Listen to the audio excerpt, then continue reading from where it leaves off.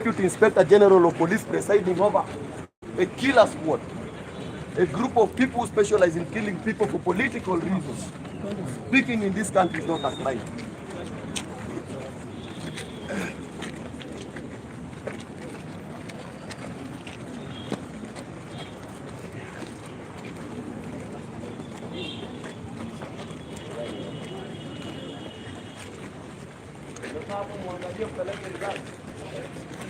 Hata nini mtakufa? Hata mbio mnaweza toka. Sahi. Even Langat guy. Yes. Who is this forever? Whatever happened to Albert Ojwang is inhuman. It is barbaric. Even an animal cannot treat its fellow animal like that. We are not happy. We are not happy. Come for all of us. Come for all of us. We know what we are expecting. Come for all of us. Lakini hatutaki hiyo jibu. Hatutaki hiyo jibu. Cheki. Toka. Toka bana. Toka picha wewe. They cannot kill all of us. Pole wacha kwa They cannot kill all of us. They cannot. They cannot.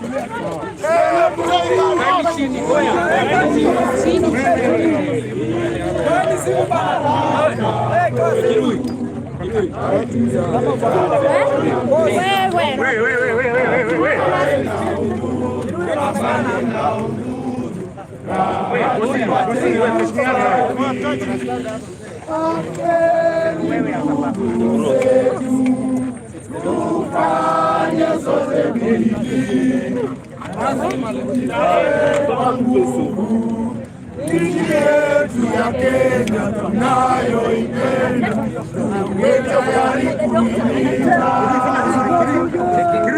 Fanya vizuri eh? Kirui chini kidogo.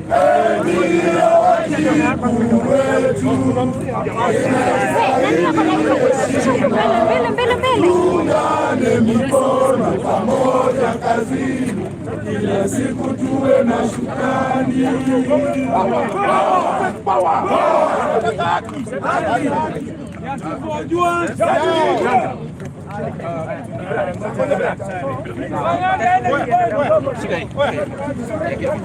Hata inapigwa shika.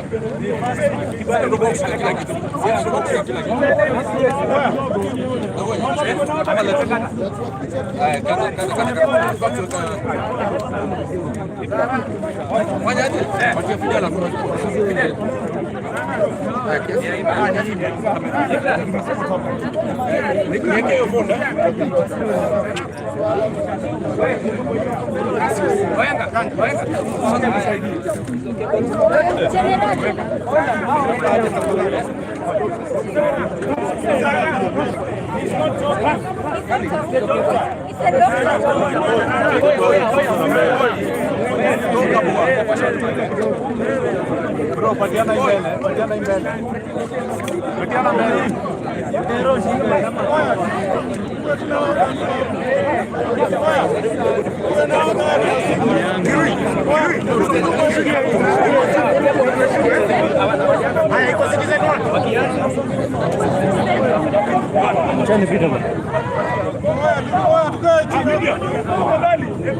Tunaomba hivi pia, ili pia unajua mmejazana mali pamoja sana.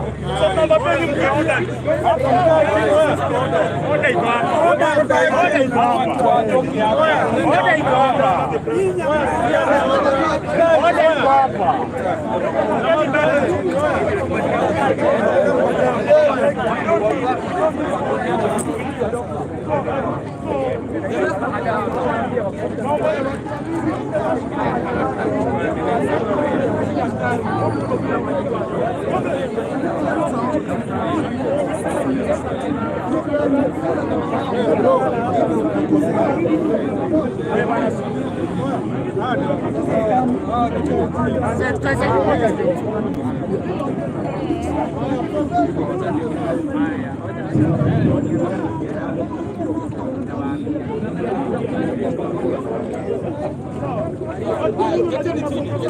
Keteni chini bana bro.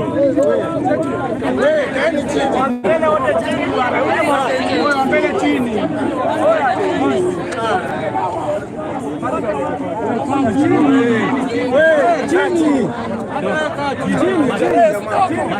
Hata unazuia daktari. Hata wewe unazuia daktari. Plug. Chini. Okay, colleagues.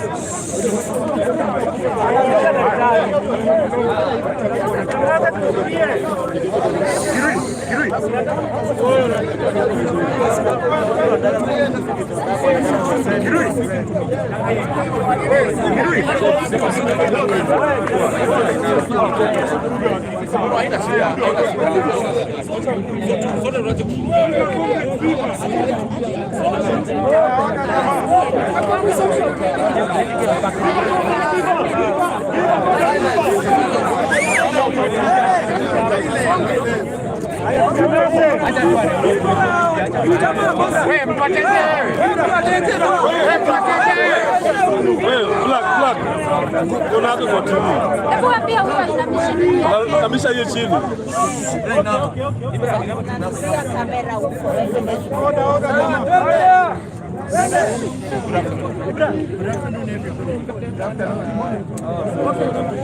Uko sawa?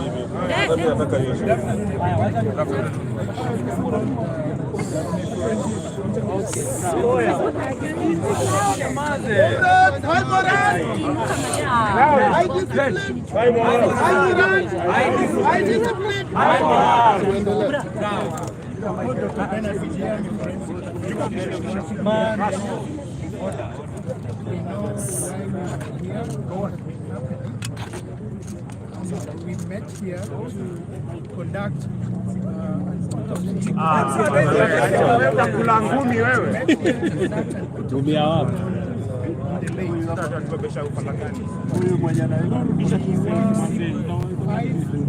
pathologists here with myself as pathologist and all parties represented to the process, including IPOA, other human rights organizations, Kenya National High Commission for Human Rights, Kenya Commission on Human Rights, the Independent Medical Legal Organization, and all important, all interested parties.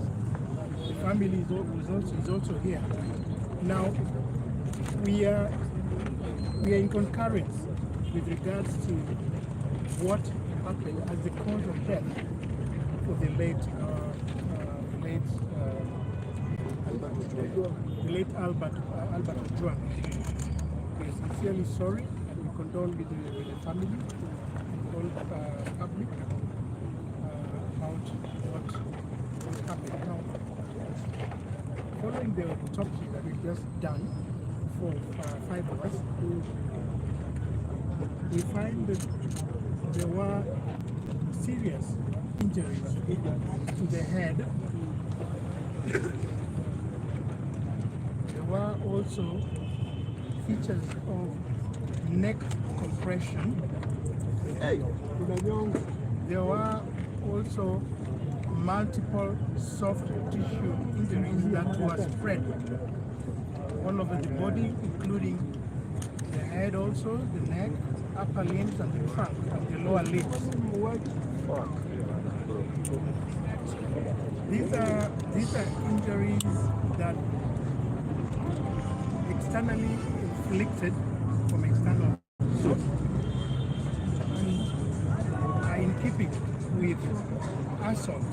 Now, upon conclusion, we don't stop here. We go further to investigate. So we took various other samples from the body for analysis in forensic laboratory, and we are also inviting other interested investigative agencies to come up with findings that can corroborate what we've just found, including after the autopsy. Thank you very much. Any? So the cause of death is very clear, as I just mentioned. Head injury. We also have neck compression, and we also have other injuries spread all over the body that are pointing towards assault. And as I've just mentioned, we've taken specimens, and other investigative agencies are going to assist in getting other pieces of evidence which, pieced up together, will help in corroborating what we've just found. That's what we found. So if you have any questions, then I can be free to answer what I can. Yes, I can tell how long did you at least watch and you have been serving support?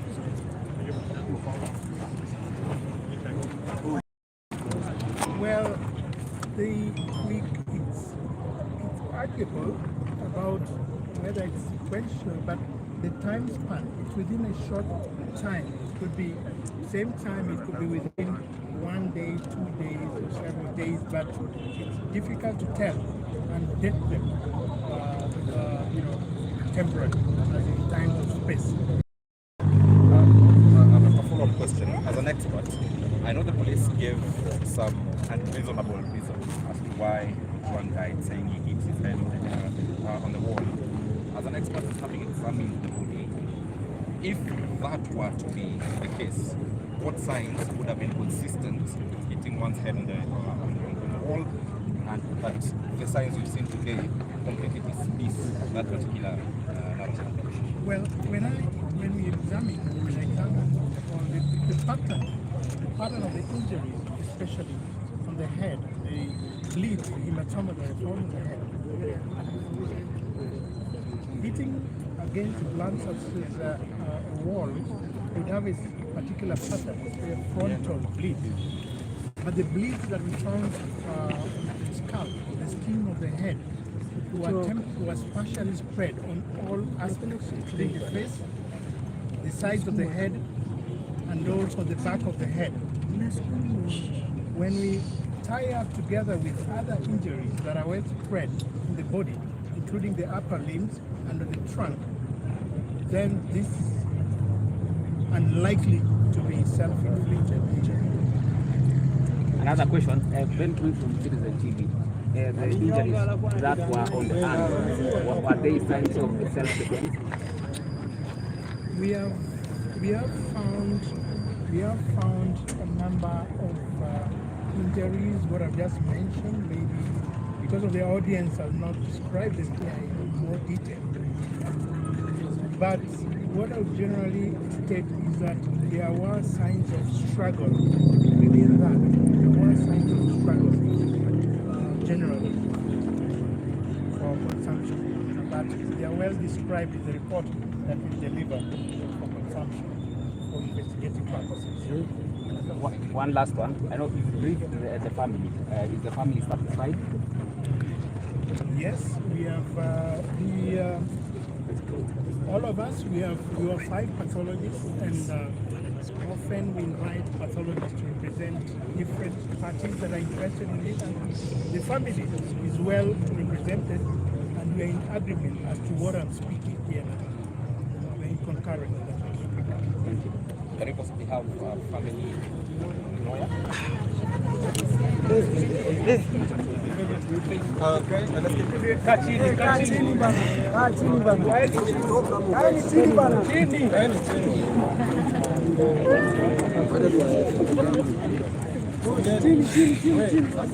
Priority mic.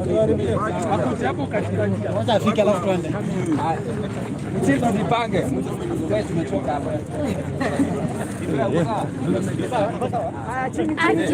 Ona. Chini, chini.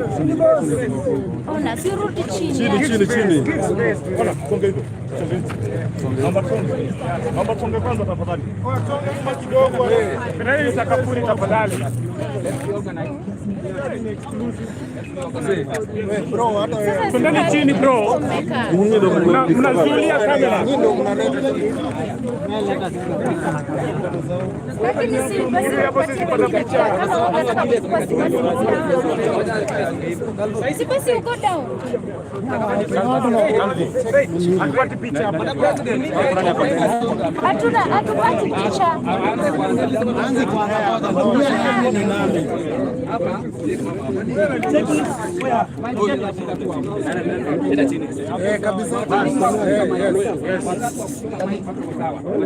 Please. Shikia mic wewe. Sawa shaji. Ona. Bro, Supposed ingia to chini bana. Imagine wakikosea. Watu wa picha mnaingia ndani. Hapa hivi. Wait, Mike, your mic amenyanyua. Put your mic down a bit. Watu wa picha mko ndani ya nini hao? Cheki bana, niko short bana. Ni wote mko kwa short hapa. Cheki. Hebu tusonge hivi. Songe nyuma hivi. Nyuma bana. Kwani mnataka msikie maneno?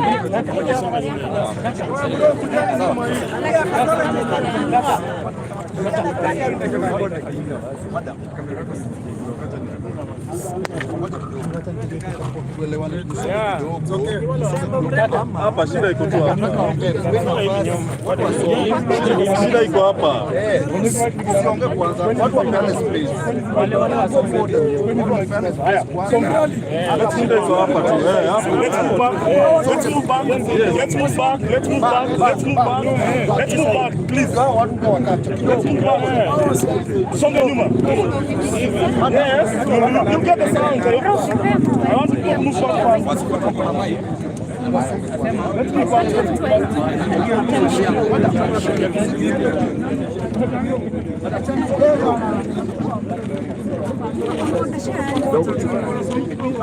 Generali. Ile side ina struggle. Hii side niko hapa tu ndio kuna shida hapa. Hapa tu ndio kuna shida. Hata tukipanua hii space itakuwa. Bro, tukipanua kidogo space itakuwa. Saidie, naomba tu. Saidie please. Yeah, thank you. We did this. Songa tafadhali. Songa. Naomba songe nyuma. Naomba watu wasonge.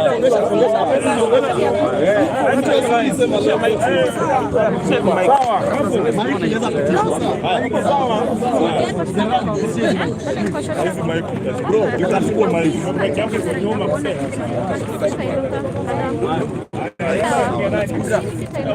You good? So we proceed, guys? Yes. Okay.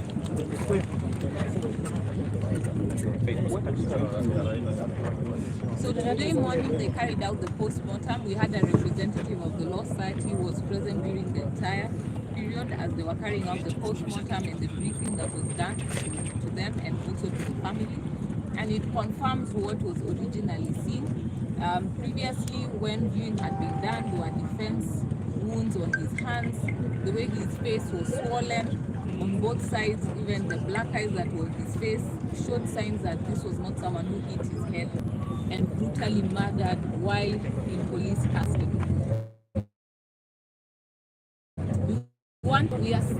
As much as the IG of police has since released the people who have been there, to know who are the ones who picked him up from home. We do not know if he was tortured on the way before he got to the police station, because no one was able to see until the father was informed about his untimely death.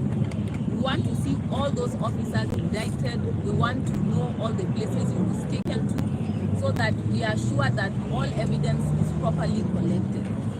So that we are sure that all evidence is properly collected. We want to ensure every single party who is the one who gave orders for him to be picked up. Let every person who is in the trail to be held culpable for this heinous murder. This is a crime. What was being purportedly being picked up for is a crime not known in law. And therefore, we even saw Kevin what happened. They took him round in circles and he was not charged at the end of the day. And also that is malicious as well, and they should also be held accountable for picking up Kevin. So if it wasn't for what happened, Alfred would have been free. Albert would have been free, would have been with his family, would have been released, because they would have not been able to hold charges. But they decided to take the law upon their hands. They decided to take his life. we are saying that we will not allow that this matter be swept. He was killed while in police custody. They are trying to take us through a bull and cop story, telling us how he hit his head and killed himself. We want every single officer held responsible, from the one who issued orders, to the ones who picked him up, to the ones that he was handed off to. We were informed by the OCS that he spoke to the OCPD. We want to see him part and parcel of those who are being held culpable, because he lost his life while he was secured, where he should have been safe, where he should have been sound and waiting to be presented before a court of law. However, our police officers decided to become the courts of law. And therefore, as a country, as a people, we must not relent. We will continue to issue pressure. And we also tell our friends in IPOA, we want to see action. We do not want to see you making merry with the National Police Service. We want to see you taking action. And this is one thing that we are not going to take excuses about. We are not going to listen to any excuse you telling us that you've not been able to collect, you've not been able to get information. We have seen you sitting and talking to the heads of the National Police Service. We want to ensure that you shall be held accountable as well. You are the one who has been given the responsibility of investigating these police officers. We expect an expeditious process to be done. We expect to see the results and members of the public informed of what you have since found. Pathologists have done their work. It's time for you to now do your work. We want to see all those officers arraigned in court. We want to see our judiciary in action. Let us not leave any stone unturned. And also to the Director of Public Prosecution, we want to see you also reviewing the proper charges so that we can hold these individuals that have gone wrong to be held accountable. You cannot expect the people of Kenya to trust in this government, in this National Police Service, if they cannot get justice. We want to see justice for this family. The father narrated how he handed over his son, believing that he must have committed any offense and therefore he will be brought properly before court. But he ended up handing over his son to killers. And we want each and every murderer that was involved in this process to be held personally liable. Let them appear before court. Let them as well be indicted, each and every one of them. As Kenyans, let us not relent. We preach peace, we want peace. However, we cannot say there is peace without justice. Peace and justice come hand in hand. And so the government should ensure that we get justice. That's when the people of Kenya will get back the trust in this government. When they see action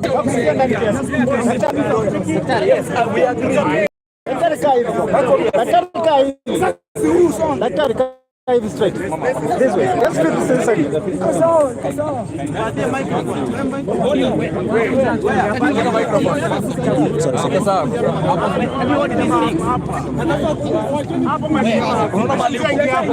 Very respectful. Mali yuko tunataka.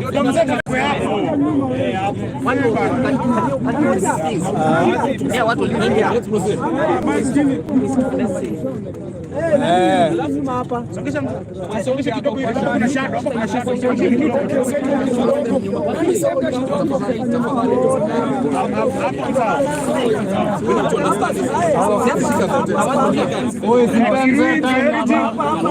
Let's proceed.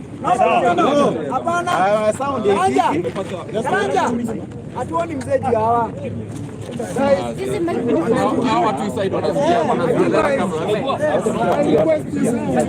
tafadhali ni tu.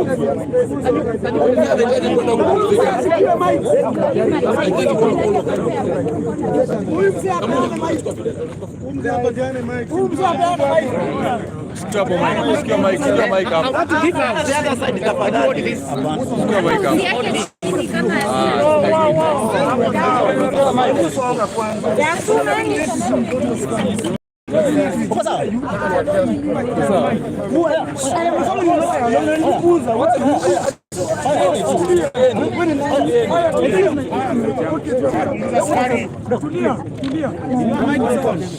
Umepata report ya postmortem. What do you have to say? Mwambia Facebook. Sema simu toeni hizo simu. Wale wachukua hatua kwa ajili ya kufanya postmortem. Maneno yangu hata ni machache tu. Sina maneno mengi. Naibu mkuu wa polisi Bwana Eliula, wewe ndiwe uliyetumana watu wako ma-DCI waje nyumbani, waje wachukue mwanangu ili wamlete Nairobi. Kama mkuu wa polisi naibu, kwa heshima ambayo ninaheshimu nayo katiba ya nchi hii yetu ya Kenya, pamoja na heshima ninayopatia watumishi wa serikali ambao wanatumikia nchi hii yetu, nilipeana kijana wangu kwa heshima hiyo mkononi mwako, maana nilipata habari kupitia kwa watu uliowatuma waje wamchukue yeye. Baada ya kukabidhi huyu mtoto kwako, maana hawa ni watu uliowatuma tu, leo hii matokeo inatokea kwamba mtoto wangu amekufa kwa majeraha ya kupigwa. Nahitaji unieleze kwa nini ulimuua mtoto wangu, kupitia kwa sheria ukaseme kwa nini ulimuua mtoto wangu. Alikukosea nini ambayo inagharimu kifo chake? Watu wanaongea kuhusu mambo ya ufisadi, hata ni wengi kabisa katika nchi hii yetu. Kwa nini mtoto wangu peke yake asulubiwe kwa ajili ya neno la ufisadi ambayo inahusu nchi nzima, abebe na ni mtoto wangu mmoja wa kipekee? Saa hii nimebaki mkono mtupu, na atanielekeza katika maisha yaliyobakia. Mtoto wangu nimemsomesha kwa taabu katika kaunti ya Kilifi kwa kazi. Hitimu nilikuwa nina matumaini, ndiposa nikatoka huko nikirudi Nyanza nikae nyumbani, kwa sababu mtoto amefika mahali pa kunishika mkono. Sasa leo hii umenivunja mkono, umeniua. Kwa nini uniue? Unanidai nini? Amekuibia nini? Hayo ndio maneno nataka niongee kwako Bwana Edi. Baada ya ripoti ya mzee wangu na jana idara ya polisi ilitoa taarifa, lakini leo hii wewe unazungumza baada ya kupata